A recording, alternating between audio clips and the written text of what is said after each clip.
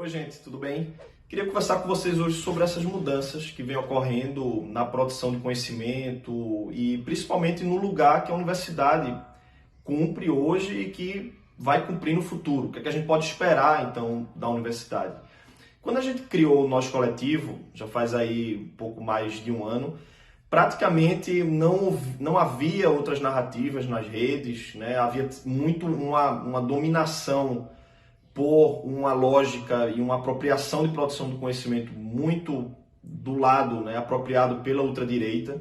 Se a gente buscar sobre filosofia, a gente encontrava aí mais gurus do que qualquer outra coisa. E essa foi uma das motivações para a criação do Nós.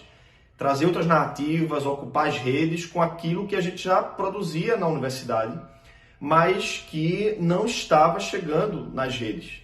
E como nas redes, assim como na política, não há espaço vazio, alguém estava cumprindo e estava ocupando esse espaço, cumprindo esse papel, e não era esse conhecimento da universidade.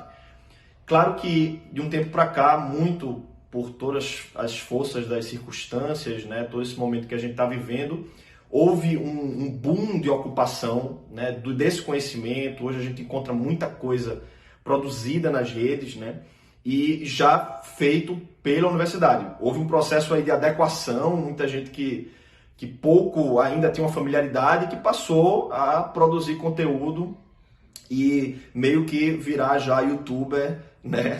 Pessoas que não tinham essa familiaridade. Isso, por um lado, acho que trouxe um processo interessante de democratização do conhecimento, né? Porque você tem uma ampliação desse conhecimento que muitas vezes se restringia a um público muito específico. Então, por exemplo, minhas turmas de filosofia na Universidade Federal de Pernambuco tinham ali 40, 50 alunos.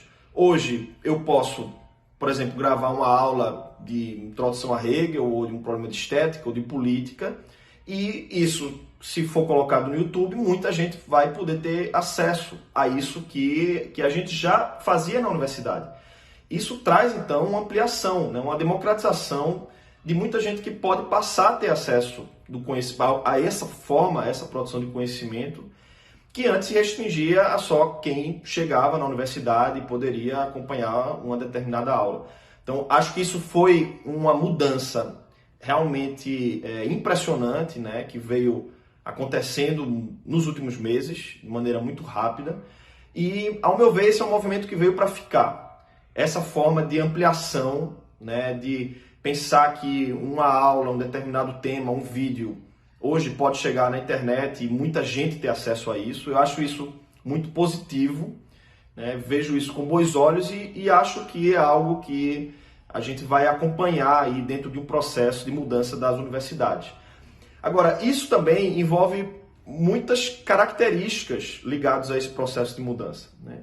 Primeiro, é importante entender que, ao mesmo tempo que houve e está havendo essa ampliação da universidade, a universidade ela perdeu esse monopólio de produção do conhecimento.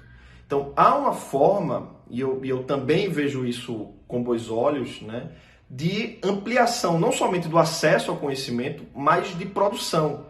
Então, hoje não são apenas professores, pesquisadores, pesquisadoras, né, que estão produzindo conhecimento, mas há uma democratização nessa circulação do conhecimento, né?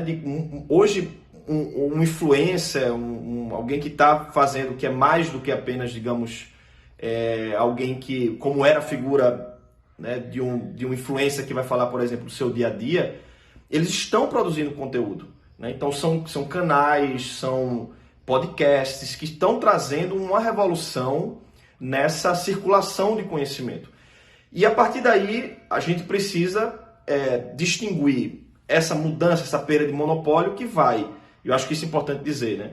Desde um tipo de narrativa típico da ultradireita, terraplanistas, ou que utilizou-se de uma estratégia de descrédito da universidade, de descrédito da ciência, de descrédito da mídia, justamente para disputar uma noção de produção de conhecimento que era dizendo, olha, isso que é feito na universidade é apenas ideológico, né? A universidade é um antro, então, de vagabundo. Toda essa narrativa que a gente sabe que foi apropriada, é importante ser resgatada como uma forma também de defesa hoje da universidade, né? A universidade, então, que traz sim uma contribuição nessa produção do conhecimento. E eu diria a partir hoje de um diálogo mais amplo, né? É interessante esse processo de sair, né, dos muros da universidade para também incorporar outras narrativas que muitas vezes não tinham acesso à universidade. Então, são vozes que chegam dos movimentos sociais ou de outros formadores de opinião que não necessariamente estão vinculados à universidade, mas que trazem uma contribuição também ao debate. E aí, claro, vai haver uma disputa, vai haver uma forma também de validação do conhecimento que é normal, faz parte de uma construção social do conhecimento. É claro que a universidade, ela, ao ampliar a entender esse seu novo papel hoje, ela pode também enriquecer e trazer uma contribuição de ampliação e democratização das narrativas, né? Isso vem num processo que, inclusive, mudou a forma hoje, inclusive técnica de produção do conhecimento. Porque, e eu queria insistir também nesse ponto, né? Até então a gente tinha uma forma de conhecimento muito vinculado ao texto escrito, né? A leitura, a circulação de livros, de artigo. E antes não havia essa forma, né, de visualizar a produção do conhecimento. Quando a gente fala hoje que a revolução será televisionada, o racismo, a misoginia está sendo televisionado, isso tem trazido uma mudança também para a produção do conhecimento, que não se dá somente na forma do texto escrito. É claro que ele continua a cumprir um papel, mas hoje ele é ampliado, né? Hoje você tem, então, uma diversificação dessa produção do conhecimento, que não significa apenas se reduzir hoje a citar, por exemplo, um artigo. Existe um vídeo que é gravado em torno de um determinado tema, isso também está produzindo conhecimento. Hoje, mais ainda com os podcasts, né? Então você tem uma forma que é também auditiva, que junta-se a essa visual e que sai desse monopólio de produção do conhecimento sob a forma da escrita. Isso tudo traz uma mudança para como a gente também vai esperar da universidade, essa forma de adequação. Então hoje você tem vídeos, aulas que são gravadas e que circulam, como eu disse, não se reduz apenas a um público restrito, e que faz colocar em xeque até mesmo o que é que será do presencial, né? Ou seja, o que é que significa que elas dar uma determinada aula dentro de uma determinada instituição ou está ligado a uma instituição, né? Se hoje a gente tem acesso a tudo, né?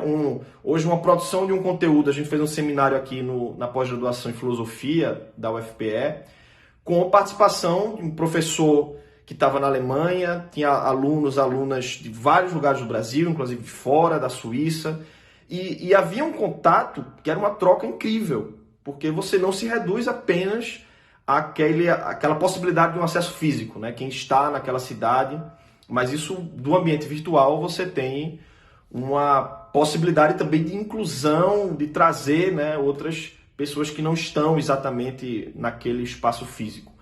O que é que isso vai trazer também para as mudanças institucionais, né? Há uma forma também de se pensar essa produção e circulação como técnica que traz também novos desafios para a gente pensar aí a universidade, né? É claro que há um efeito colateral disso.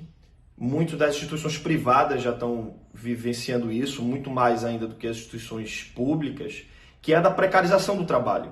Porque se basta você gravar um vídeo que depois várias pessoas vão acessar, isso muitas vezes tem significado redução de pagamento de carga horária, que se reduz somente a estar disponível para um determinado assistência aos alunos.